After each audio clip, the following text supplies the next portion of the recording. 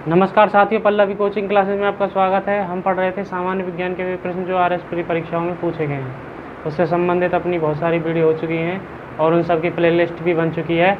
जिन्होंने वो वीडियो नहीं देखी है साथ के साथ उनको देखता रहे, जिससे आपको पता चले कि सामान्य विज्ञान के किस प्रकार के प्रश्न परीक्षाओं में पूछे जाते हैं, खासकर आरएस प्री की परीक्षा में। ठीक है, तो आज चलते हैं अपन 2021 वाले आरएस प्री की तरफ और उसके सामान्य विज्ञान के प्रश्नों की तरफ कि कैसे प्रश्न पूछे गए थे 2021 में।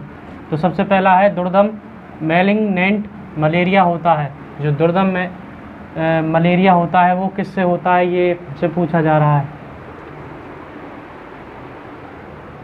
और इसको अंग्रेजी में कहते हैं मैलिग्नेंट। ठीक है, प्लाज्मोडियम मलेरिया से, प्लाज्मोडियम फैल्सीपेरम से, और प्लाज्मोडियम विवैक्स से, और प्लाज्मोडियम ओवेल से। देखिए, जो दुर्दम मलेरिया होता है वो होता है प्लाज्मोडियम फैल्सीपेरम से। ठीक है, आगे बढ़ते हैं अपने अगले क्वेश्चन की तरफ। निम्नलिखित में से कौन सा विटामिन वसा में घुलनशील है? हमें ये बताना है कि कौन सा विटामिन है जो वसा में घुलनशील है। तो देखो, मैंने आपको बताया था वसा में घुलनशील विटामिन कौन से हैं। इसको अंग्रेजी में लिख सकते हैं अपन कीड़ा, ठीक है, या फिर एडेक। आपको जौन सा याद हो जाए उसको याद कर लेना। ठीक है, और जल में घुलनशील होते हैं बी व सी, ये दोनों जल में घुलनशील होते हैं। तो देखो, वसा में घुलनशील के लिए मैं बता चुका हूँ कीड़ा और या अडैक, या आप याद कर सकते हैं, और जल में बी सी। तो देखो ऑप्शन देखते हैं बी। देखो, हमें निकालना है वसा में घुलनशील, तो बी तो हो गया जल में, ये गलत हो गया। सी भी जल में हो गया, ये गलत हो गया। ए और सी, देखो ए होता है वसा में और सी होता है जल में, तो ये भी गलत हो गया।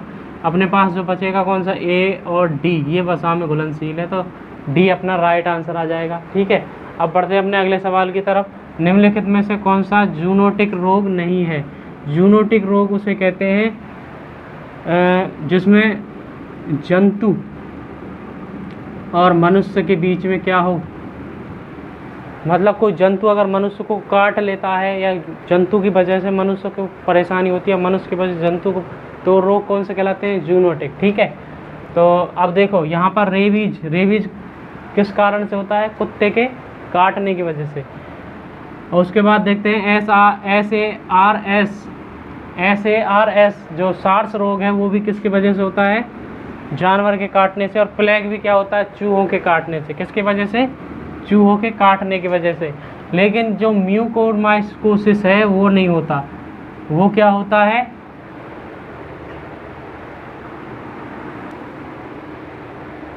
ये होता है शरीर के अंदर फफूंद की वजह से।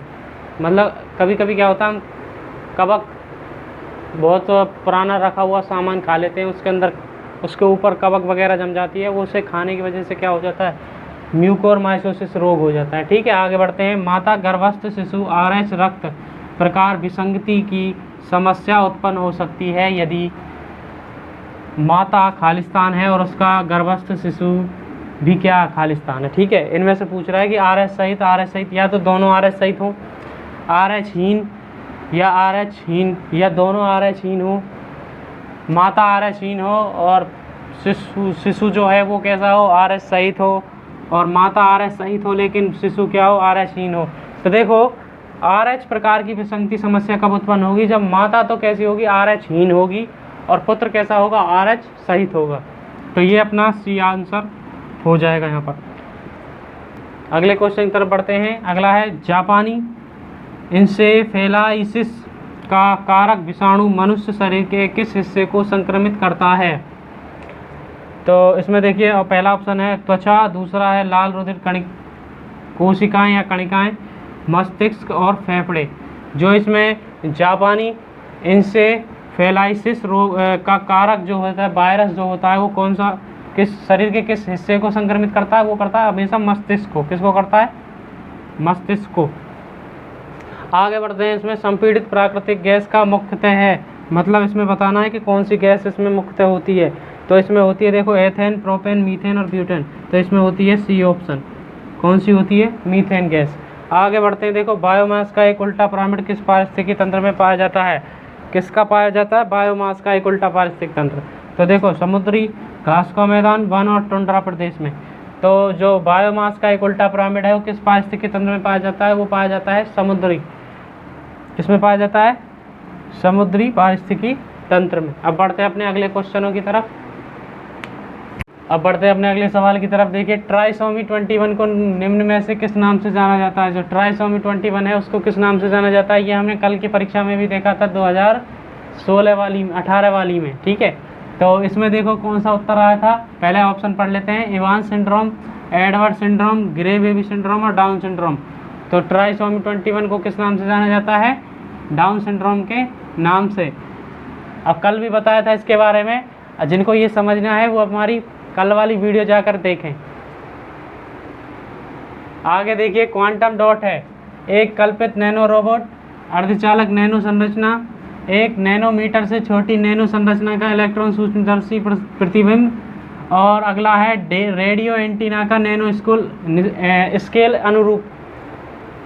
तो इनमें से जो क्वांटम डॉट होती है वो क्या होती है? एक नैनो संरचना होती है अर्धचालक की। अर्धचालक की क्या होती है? नैनो संरचना क्या कहलाती है?